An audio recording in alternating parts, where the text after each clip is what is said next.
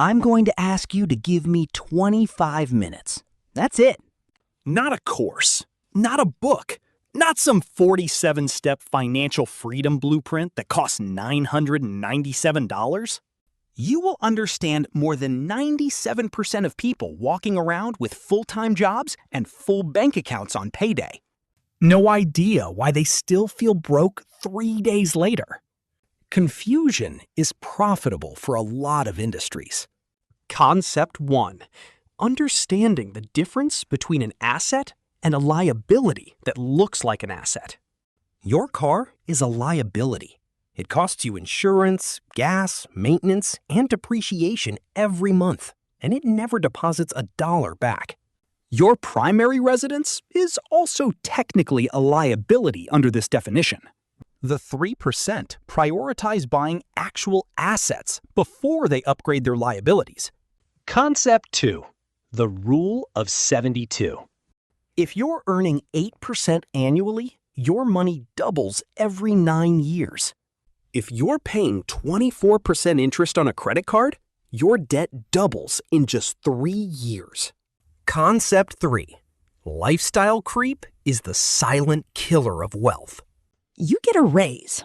New apartment, nicer car, more takeout, better vacations. Your savings rate stays exactly the same, or even shrinks, even as your income grows. When their income goes up, the wealthy keep their lifestyle mostly flat and redirect the difference toward investments. Concept 4. The difference between good debt and bad debt. Bad debt? Credit card debt for consumer purchases, car loans for depreciating vehicles, personal loans for vacations you can't afford. Good debt? A mortgage on a rental property that generates positive cash flow every month. The 3% ask, will this debt make me money or will it cost me money? Concept 5. Compound interest needs time more than it needs money. $200 a month starting at 25 becomes $700,000 by 65.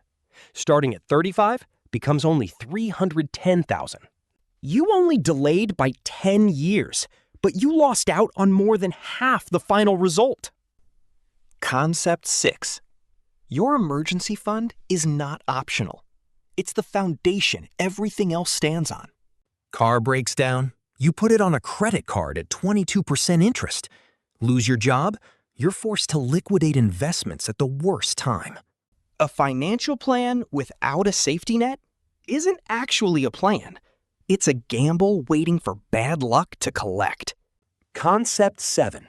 Diversification protects you from what you don't know you don't know. Nobody, including professional fund managers, consistently predicts which stocks will outperform.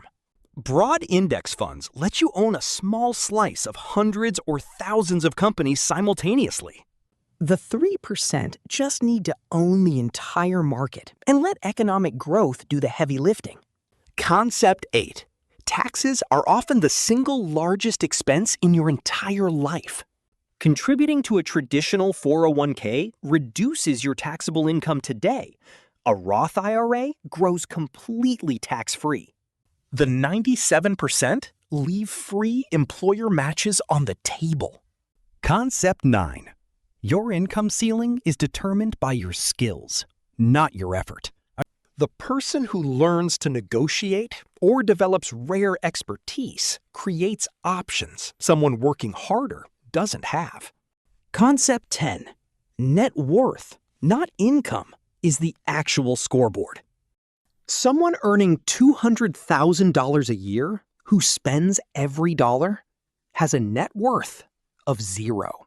Someone earning $60,000 who consistently invests 20% can have a higher net worth within a decade.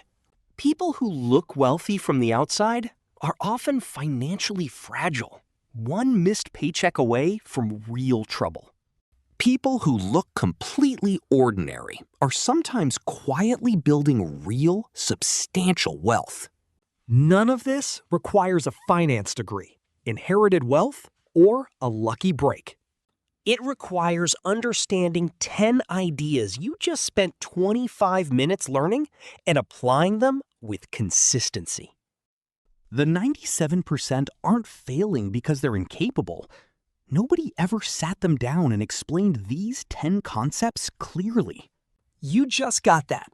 What you do with the next 25 minutes of your life, starting right now, is entirely up to you. The financial concepts that separate people who build wealth from people who don't aren't complicated. They're not hidden behind paywalls or locked inside MBA programs. They're sitting in plain sight, and almost nobody explains them clearly. Why so many smart, hardworking people still end up financially stuck, despite doing everything they were taught to do. The actual difference between the 97% and the 3%. An asset puts money into your pocket. A liability takes money out of your pocket. It might appreciate over time, but until you sell it or rent it out, it's pulling money from you, not generating money for you. Money invested in your 20s is worth dramatically more than the same amount invested in your 30s or 40s. The early years matter more than the amount. Diversification. When one sector struggles, another often compensates.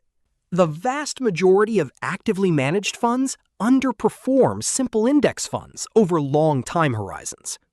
Money saved on taxes is money that gets to compound for decades instead of disappearing immediately. Working harder at a job with a fixed salary structure rarely changes your financial trajectory in a meaningful way. Building skills that can generate income outside their primary job creates options. The 3% treat their own skill development as an investment with returns.